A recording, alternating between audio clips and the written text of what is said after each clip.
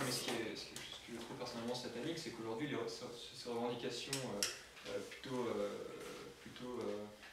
comme le féminisme ou l'islam sortent de la sphère privée et entrent dans la sphère publique, Oui. avec par exemple les femmes ou tous les signes religieux distinctifs qui sont exhibés dans la sphère publique, comme la burqa, mais comme tous les autres, et qui en fait créent une sorte de communautarisme d'exhibition.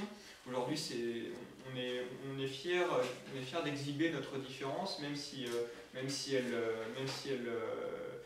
sort du cadre de nos valeurs.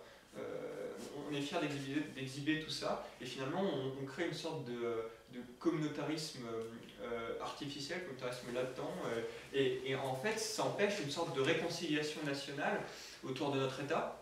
Donc c'est aussi un peu un parallèle avec le mondialisme quelque part, parce que finalement tout est fait pour empêcher une vraie réconciliation nationale où tous les individus seraient liés à leur État-nation. Par une sorte de contrat social commun. Oui, voilà, exactement. Et au lieu de ça, en fait, on laisse monter les revendications régionales en affaiblissant le pouvoir national.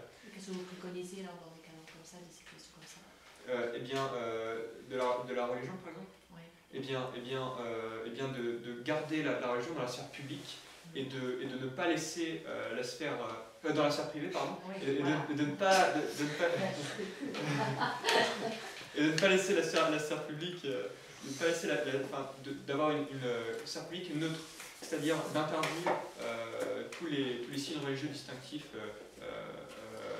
dans la vie de tous les jours, parce que finalement, c'est une sorte de principe d'égalité, de fraternité aussi, que finalement tous les Français sont égaux et qu'il n'y a pas de différence distinctive entre eux. Maintenant, ça ne veut pas dire une stigmatisation de la religion. Chacun a le droit de vivre sa religion comme il le veut, chez lui, mais pas dans la sphère publique. Et ça vaut aussi pour, par exemple, quand on parle de la mondialisation, c'est pour les impôts, les emplois qui sortent aussi suite à ça.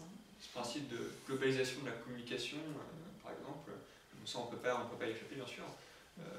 Mais le mondialisme, c'est-à-dire la globalisation économique, financière et à terme social aussi, parce que l'aboutissement de ça, c'est le nivellement de toutes les conditions sociales mondiales, et notre objet de débat, et ce contre quoi on lutte, en imposant, comme vous avez dit, des protections douanières, un protectionnisme intelligent et qui est indexé à nos intérêts et nos besoins, ce qui permettrait d'éviter la concurrence déloyale que font toutes les entreprises tiers-mondiales, toutes les FTN aujourd'hui, qui se font littéralement plaisir en fait, parce que aujourd'hui c'est une mine d'or, autant pour les entreprises qui souhaiteraient délocaliser que... Mais quand les entreprises sont délocalisées, elles ne devraient pas être autorisées à partir. Justement. C'est ça qui est défiant, c'est ça qu'on est freiné. Justement. C'est ça que j'arrive pas à comprendre. Ben, c'est ce fameux article 50 de l'Union européenne qui l'interdit. Et en fait, nous on peut rien faire parce que toute notre autorité à ce niveau-là est déléguée à l'Union européenne.